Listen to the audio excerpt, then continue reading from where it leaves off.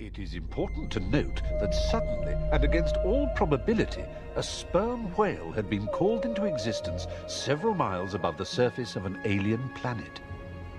And since this is not a naturally tenable position for a whale, this innocent creature had very little time to come to terms with its identity. This is what it thought as it fell. Ah! Whoa! What's happening? Who am I? Why am I here? What's my purpose in life?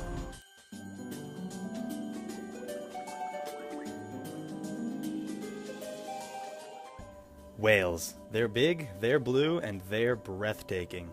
Each one is filled with up to 300 tons of sheer awesomeness, so much so that any extra shoots out the top of them. Or something like that. Hi everyone, I'm Cartoon Wyatt, and I'll be your guide today through the wonderful world of everyone's favorite cetacean.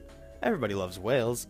Their appearance in movies, TV shows, documentaries, and occasionally off the side of a boat warms our hearts just as much as their half a meter of blubber warms theirs. It's easy to see what we find so appealing about these majestic creatures. Now I know you're talking about me. But what if I told you that whales are in danger? What if I told you that their 50 million year-long journey through the food chain could come to an end way quicker than we initially thought? Well, it's true.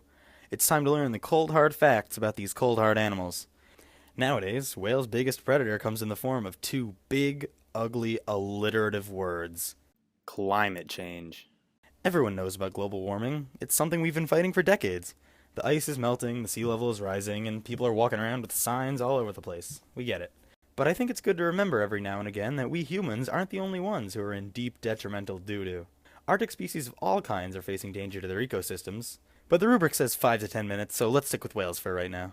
Narwhals, belugas, and bowhead whales all have some ability to adapt to a changing environment, but the climate has been changing so rapidly that it's uncertain whether they'll be able to keep up or not. NASA statistics from October 2016 show that the sea level is rising 3.4 millimeters per year, and the Arctic ice minimum is decreasing 13.3% per decade.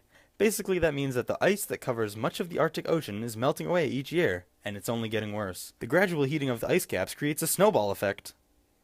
Or an ice ball effect, I guess. You see, since ice is white, that means it has a high ability to reflect light from the sun back into space. This is called albedo.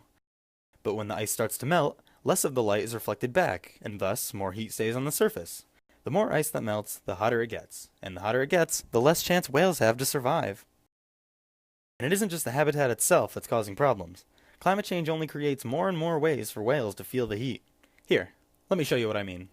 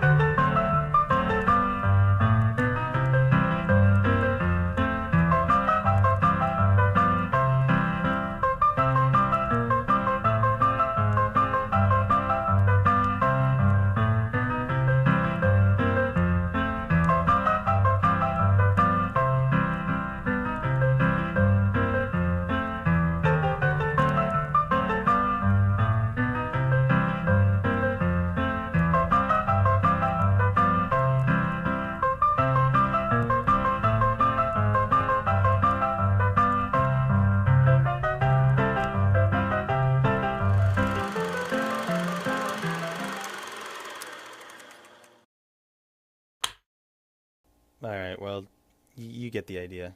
Krill populations are also declining worldwide, which cuts down on whales' main food source. In 2007, temperatures in the Southern Ocean were recorded to reach as low as -2 degrees Celsius. In the past 50 years, temperatures have risen approximately 1 degree Celsius. Since species of Antarctic krill can survive in waters no warmer than 6 degrees Celsius, that means we've got about 391 years until these krill are all gone. And no krill means no food. And no food means no whales. I'd now like to pass it over to an associate of mine who's got a very special treat in store. Over to you, Real Life Wyatt. Thanks, Cartoon Wyatt.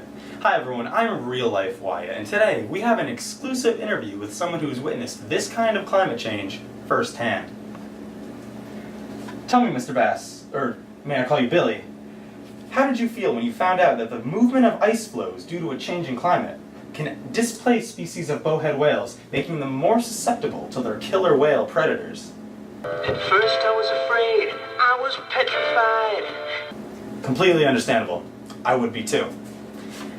And Mr. Bass, did you also know that researchers from Nature Geoscience, a peer-reviewed scientific journal, predicted that the Arctic's layer of summer sea ice will likely be completely melted by the end of the 21st century? Oh, trust me, your silence says it all. Lastly, Mr. Bass, do you have any words or advice regarding this issue that you would like to share with our viewers?